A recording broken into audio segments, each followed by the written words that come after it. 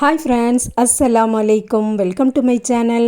இன்றைக்கி நம்ம சேனலில் பழுத்த வாழைப்பழத்தை வச்சு நல்ல குண்டு குண்டு குழிப்பணியாரம் எப்படி பண்ணலான்னு பார்க்கலாம். அதுக்கு முன்னாடி நம்ம சேனலை சப்ஸ்கிரைப் பண்ணாதவங்க சப்ஸ்கிரைப் பண்ணிடுங்க. பக்கத்தில் இருக்கக்கூடிய பெல் ஐக்கானையும் கிளிக் பண்ணிடுங்க. ஒரு பழுத்த ஏத்தம்பழம் எடுத்திருக்கேன். அதை தோல் உரித்து சேர்த்துக்கலாம். இதை இந்த மாதிரி நல்லா மேஷ் பண்ணி எடுத்துக்கிடலாம். மாவு பார்த்திங்கன்னா நான் கோதுமை மாவு எடுத்திருக்கேன். அரை கப்பு ஃபஸ்ட்டு போட்டிருக்கேன். இனியும் ஒரு 1/4 கப்பு கூட சேர்த்துக்கலாம். மொத்தம் 3/4 கப்பு கோதுமை மாவு சேர்த்துருக்கேன். அதுக்கப்புறம் 3/4 கப்பு தோசை மாவும் சேர்த்துருக்கேன். லைட்டாக புளிச்ச தோசை மாவை சேர்க்கும்போது இதில் பேக்கிங் சோடாலாம் சேர்க்க வேண்டியதே இல்லை. நல்ல புசு புசுன்னு வரும்.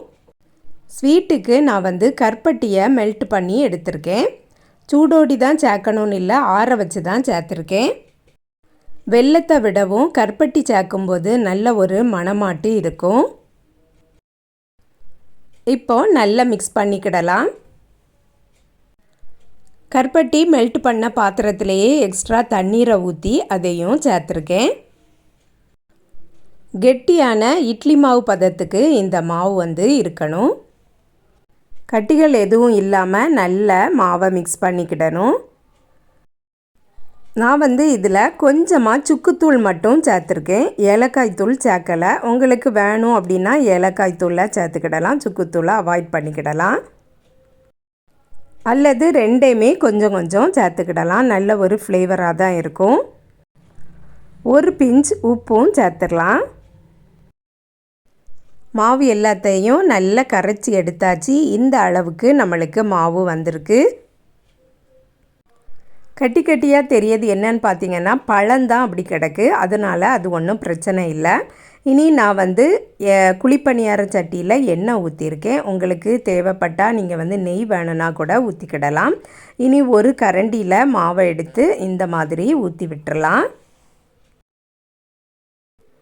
புளிச்ச தோசை மாவு சேர்த்துருக்கிறதுனால நல்ல புசு புசுனே வரும். இதில் பேக்கிங் சோடாலாம் சேர்க்க வேண்டியது இல்லை. அதுக்குன்னு நல்ல புளிச்ச மாவு தான் சேர்க்கணும் அப்படின்ட்டுலாம் இல்லை. நம்ம நார்மலாக தோசை சுடக்கூடிய மாவே போதும். ஏத்தம்பழம், கோதுமை மாவு, தோசை மாவு, கருப்பட்டிலாம் வச்சு நல்ல ஹெல்த்தியான ஸ்நாக்ஸ் தான் நம்ம பண்ணியிருக்கோம்.